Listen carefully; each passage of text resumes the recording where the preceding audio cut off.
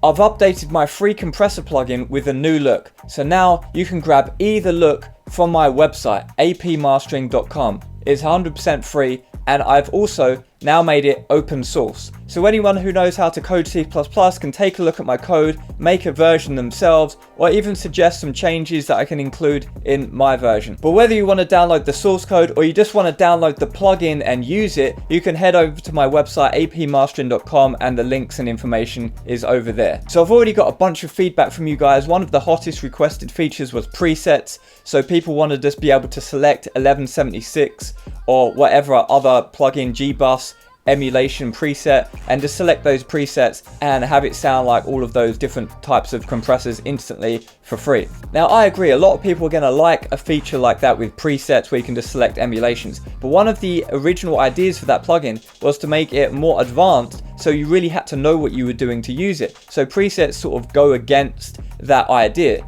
but I'm considering presets for an upcoming new version of the plugin. And I've had other requests, like some people want to see EQ in there, and I suggested we can even put EQ in the feedback loop so we can get all sorts of crazy sort of feedback stuff with the EQ, and also distortion. So contrary to what some people might have taken away from my previous video, I'm not actually against bundling different types of things into one plugin. So I actually quite like the idea of bundling EQ and saturation and maybe other things in with this compressor plugin. Maybe we can have a plugin which does it all. I'm not actually against a channel strip plugin or something which has multiple features in that one plugin, because that could be time saving and you can access the different parameters really quickly. What I don't like is hidden unspecified mystery features that you can't tweak and they have no controls.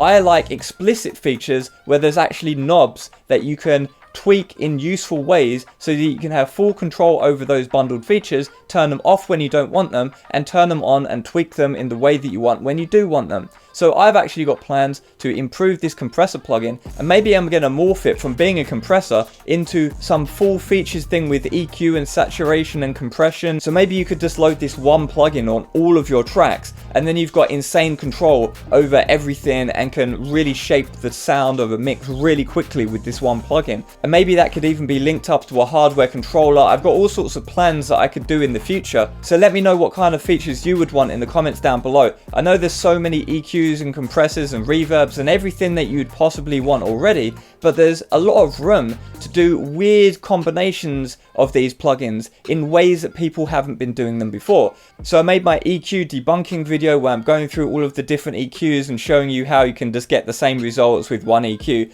Well, I've got an idea how I can make a new type of EQ where you can't get the same results using a weird type of circuitry. I haven't really seen that before, so I might make that. So despite the fact I've just said in my previous videos that all EQs basically just do the same, they do, but there's weird things that you can do around an EQ to make it sound very, very unique, and I've not seen many people doing this yet. So even in 2024, when the scene is completely saturated with plugins, I do still think that there's some unexplored territory, because everyone seems to be rinsing and repeating the same kind of stuff, apart from the super small independent plugin developers that are doing weird and wacky stuff. I think there is space to do some new plugins, and especially combinations of stuff in ways that are helpful in terms of workflow. So definitely do let me know what kind of weird and wacky ideas you have for plugins down below, and I might go ahead and make some of those ideas or integrate them into my plugins. But anyway, let's get back to the topic of the compressor scam. So this is the third and final video in a 3-part series on compression. The first, I introduced the conspiracy, and the second, I sort of deflated that by saying, oh, actually it's way more complicated than that, but maybe it isn't as well, because we can get the same sort of sounds just by matching my compressor to all of these different types of compressors. And can you really hear the difference? So that's what I did in the second one. I had some audio examples comparing my compressor, which is free, as I said, you can just download it, and I helped it out in the third one with a bit of distortion, which is also free from a plugin manufacturer called Air Windows. And some people were trying to guess what ones they thought was the original plugin, the UAD emulation plugin, or the distressor plugin. People were guessing in the comments which one they thought was which. Some people thought it was A, and some people thought it was B that was the original. And so it was interesting to see that there wasn't any real reoccurring theme.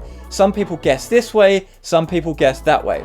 But I'm now going to go ahead and reveal the results for everyone who's interested, and don't be like, yeah, I knew it was that, because you would have commented on the original video at the time before I released this video if you were so confident. Okay, so when I compared the distressor, my plugin was B and the distressor was A.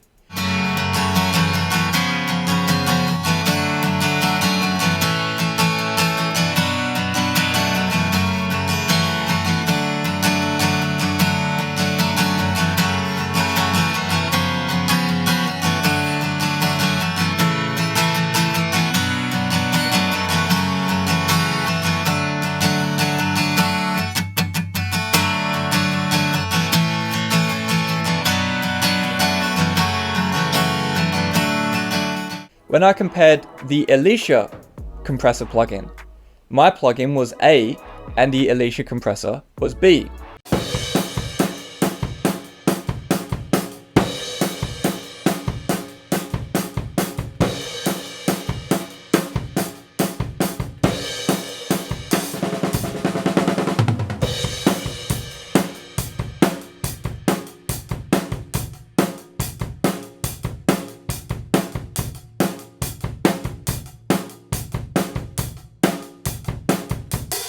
And when I compared the LA2A, my plugin was A and the LA2A was B.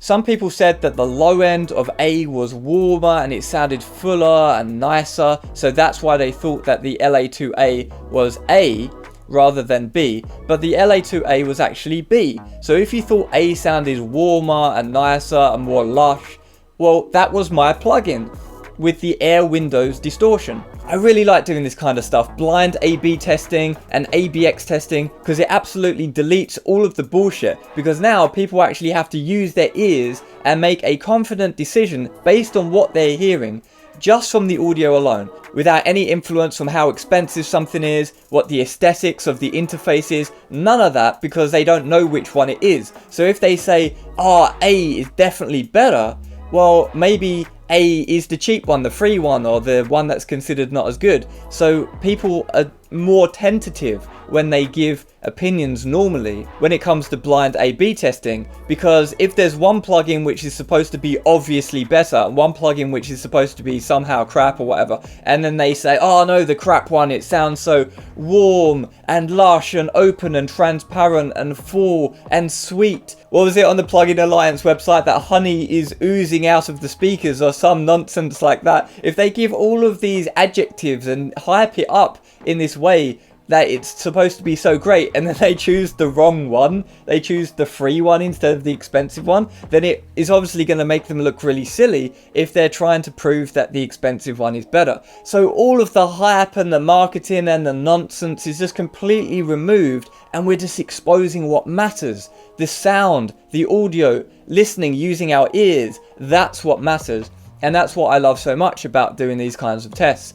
Not that many people actually decided to give their opinion, so hats off to the people who actually did have a positive take on that, actually said, yeah, I think that one's better, I think the UAD is this one. Whether you're right or wrong, it doesn't matter. The fact that you had the confidence to actually go ahead and just say what one you thought it was, that's really great. But as I say, I really like this blind A/B stuff and then revealing it in the next video, and I think next time I'm going to integrate some sort of poll so people can vote on what one they think is which, rather than having to leave comments specifically and typing that out. They can just click the button on what one they think each one is. Thanks for all the comments so far on parts 1 and 2. We had some popular YouTubers comment on the videos too, giving their opinions, and that's really appreciated as well. So if you didn't see parts 1 and 2 yet, I'll leave links to those on the screen now. Part 1 is a bit more basic and sensationalist. I'm just getting the theme started, but part 2 is definitely the one that you want to check out if you want to have more of a deep dive into the topics that I've been raising in this series.